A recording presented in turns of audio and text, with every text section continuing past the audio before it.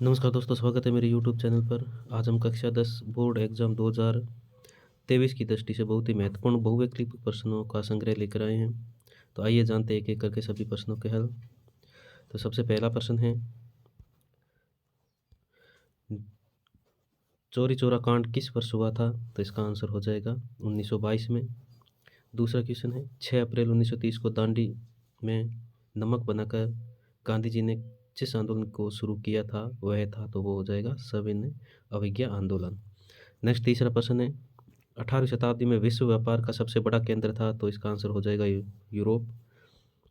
Next प्रश्न है, Victoria में ब्रिटेन में उच्च वर्ग के लोग किस प्रकार की वस्तुओं को प्राथमिकता देते थे? तो इसका आंसर हो जाएगा हस्तनिर्मित, यानी कि हाथों से निर्माण की हुई वस्तुओं को। नेक्स्ट क्वेश्चन है, छापाखाना प्रकृति का सबसे ताकतवर औजार है और इससे बन रही जनमत की आंधी में निरंकुशवाद उड़ जाएगा, यह कथन किसका है? तो यह कथन हो जाएगा मर्सिये का। इसका आंसर हो जाएगा द। नेक्स्ट प्रश्न है,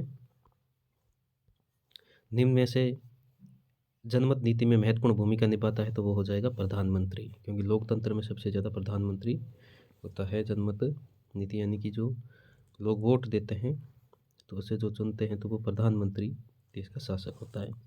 नेक्स्ट है, सातवां प्रश्न, इंडियन नेशनल कांग्रेस की विशेषता है, तो वो हो जाएगी नई आर्थिक नीतियों का समर्थन करना, यानी कि कांग्रेस की एक नीति रही है कि नई आर्थिक नीतियों का समर्थन करती है।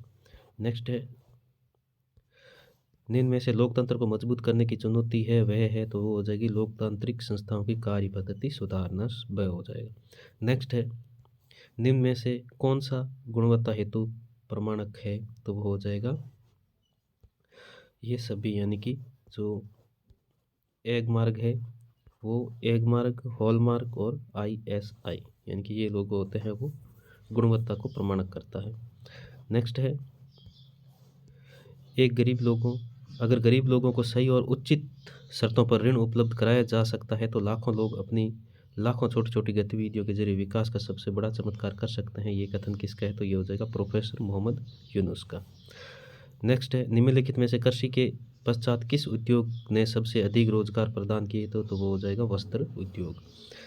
नेक्स्ट हो जाएगा, वैश्वीकरण और प्रतिस्पर्धा के दबाव में सबसे ज़्यादा प्रभावित कौन हुए हैं? तो वो हो जाएगा श्रमिक। अगला प्रश्न है, कांग्रेस के किस अधिवेशन में पूर्ण स्वराज्य की मांग को औपचारिक रूप से मान लिया गया था? तो वो हो जाएगा लाहौर अधिवेशन। नेक्स्ट अगला है, रोलेक्ट एक्ट कब पारित हुआ था? तो 1919 में। रोलेक्ट एक्ट कहते हैं काले कानून को, जो कि बिना किसी कारण के अंग्रेज थे वो भारतीयों को गिरफ्तार कर सकती थी। नेक्स्ट है तीसरा, सन 1885 में यूरोपीय देशों ने मानचित्र पर लकीरें खींचकर किस महाद्वीप को आपस में बांट दिया था? तो वो हो जाएगा अफ्रीका को। नेक्स्ट है अगला, किस वर्ष जमशेदपुर में भारत का प्रथम लौह एवं इस्पात संयंत्र स्थापित किया गया था? तो वो हो जाएगा 1912 में। नेक्स्ट है, विश्व में सर्वप्रथम मुद्रण की तकनीकी किस देश में विकसित की हुई थी? तो वो हो जाएगा चीन, यानी कि जो छापा खाना था उसकी स्थापना, प्रिंटिंग प्रेस की स्थापना सबसे पहले चीन में हुई थी। नेक्स्ट है, भारत में व्यवस्था है, तो वो हो जाएगी बहुदलीय की, क्योंकि यहाँ 2 से अधिक दल होते हैं। चुनाव के लिए जो पार्टियाँ होती है वो 2 से ज़्यादा होती है। नेक्स्ट हो जाएगा, भारतीय जनता पार्टी की विशेषता है, तो वो हो जाएगी आधुनिक भारत बनाने का लक्ष्य। अगला प्रश्न है, लोकतंत्र की स्थापना की चुनौती है, तो वो हो जाएगी यह लोकतांत्रिक शासन को उखाड़ना, यानी कि तानाशाही को नहीं मानना या फिर उसको उखाड़ना, ये हो जाएगी लोकतंत्र की चुनौती। नेक्स्ट है, उपभोक्ता सुरक्षा अधिनियम कब पारित किया गया था? तो वो हो जाएगा 1986, यानी कि उपभोक्ता सुरक्षा अधिनियम 1986 में लागू किया गया था। नेक्स्ट है, स्वयं सहायता समूह का संबंध है, तो वो हो जाएगा ग्रामीण लोगों का समूह जो ऋण के क्षेत्र में मिलकर काम करते हैं। अगला प्रश्न है, निम्नलिखित में से कौन सा आधारभूत उद्योग है? तो वो हो जाएगा लोहा इस्पात उद्योग। अगला प्रश्न, वैश्वीकरण को सुगमता प्रदान करने वाला कारक है, तो वो हो जाएगा उपयोग सब, यानी कि विश्व व्यापार संगठन का दबाव, व्यापार और निवेश नीतियों का उदारीकरण और प्रौद्योगिकी में तीव्र उन्नति, ये उपयुक्त सभी, यानी कि ये सब है वो वैश्वीकरण को सुगमता प्रदान करते हैं। नेक्स्ट प्रश्न है, सत्याग्रह निम्नलिखित में से क्या है? तो वो हो जाएगा शुद्ध आत्मिक बल। अगला प्रश्न, 1930 ईस्वी में दलित वर्ग एसोसिएशन की स्थापना किसने की थी? तो वो हो जाएगा डॉक्टर भीमराव अंबेडकर ने। अगला प्रश्न, महामंदी का प्रारंभ किस वर्ष हुआ था? तो 1929 में। अगला प्रश्न, भूमध्य सागर के पूर्व में स्थित इलाके अर्थात एशिया के लिए आमतौर पर किस शब्द का प्रयोग किया जाता है? तो वो हो जाएगा प्राच्य। अगला प्रश्न, गुलामगिरी पुस्तक के लेखक कौन थे? तो ये उसका हो जाएगा ज्योतिबा फूले। अगला प्रश्न है, निम्न में से किस देश में एक दलीय व्यवस्था है? तो वो हो जाएगा चीन, क्योंकि चीन के अंदर एक ही कम्युनिस्ट पार्टी है। नेक्स्ट है, सन 2017 तक भारत में राष्ट्रीय स्तर पर मान्यता प्रदान दलों की संख्या थी? तो 2017 तक 7 राष्ट्रीय स्तर के दल थे। अगला प्रश्न है, समकालीन विश्व में शासन का वह प्रमुख रूप कौन सा है जिसका दूसरा कोई प्रतिद्वंदी नहीं है? तो इसका हो जाएगा लोकतंत्र। अगला प्रश्न है, भारत में सूचना पाने का अधिकार कब लागू हुआ था? तो वो हो जाएगा सूचना 2005, यानी कि सूचना का अधिकार अधिनियम 2005। अगला प्रश्न है, मुद्रा का आधुनिक रूप है? तो वो हो जाएगा उपयुक्त सभी, यानी कि कागजी मुद्रा, चेक, बैंकों में निक्षेप, ये सभी हो जाएंगे। अगला प्रश्न है, निम्न में से उपभोक्ता उद्योग है? तो वो हो जाएगा चीनी उद्योग। नेक्स्ट प्रश्न है, बहुराष्ट्रीय कंपनियों में निवेश का रास्ता है? तो ये उपयोग सभी हो जाएगा, यानी कि स्थानीय कंपनियों को खरीदना, स्थानीय कंपनियों के साथ संयुक्त उत्पादन, दूसरे देशों में कारखाने स्थापित करना, इनकी उपयुक्त सभी दय हो जाएगा। नेक्स्ट अगला प्रश्न है, भारत में राष्ट्रीय आंदोलन के साथ साथ राष्ट्रवाद की भावना को विकसित करने में जिस तथ्य ने भी अपना योगदान दिया वह है, यानी कि ये सभी हो जाएगा भारत माता की छवि, वंदे मातरम गीत, तिरंगा झंडा, उपयोग सभी।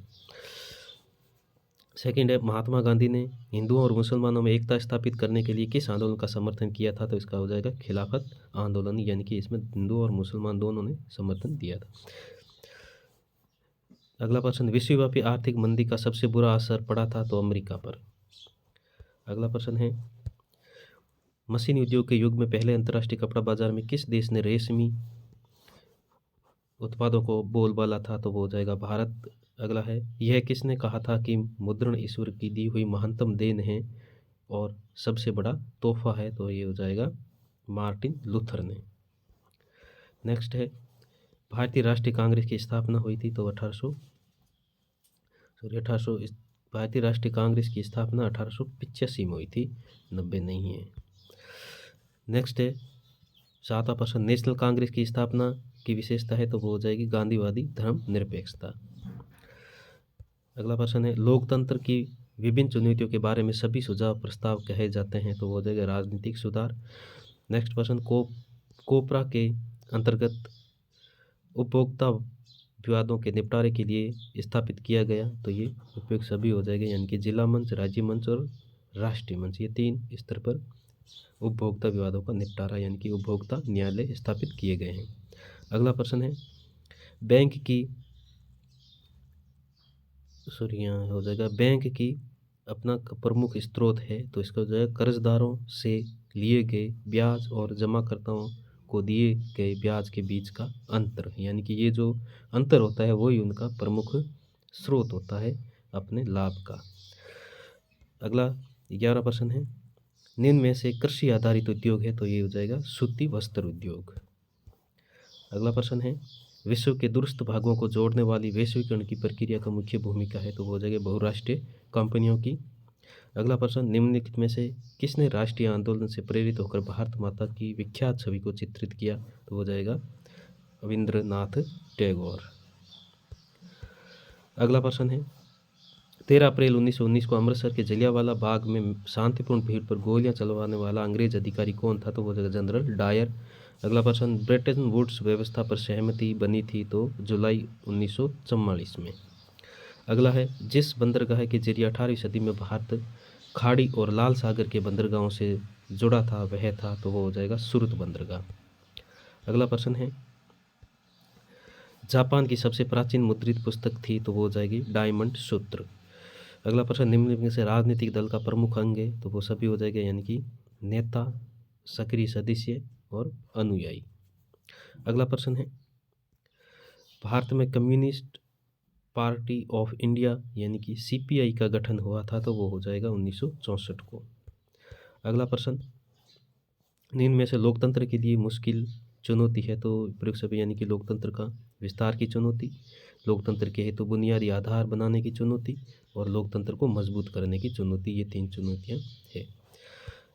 नेक्स्ट है उपभोक्ता अदालत का कार्य है तो वो हो जाएगा ये सभी यानी कि उपभोक्ता अदालतें होती है वो उपभोक्ता अदालतों में उपभोक्ताओं का प्रतिनिधित्व करना, जनता में जागरूकता पैदा करना, उपभोक्ता को अदालत में मुकदमा दर्ज करने हेतु मार्गदर्शन करना, यानी कि इसका उपयोग सभी हो जाएगा, तीनों ही है।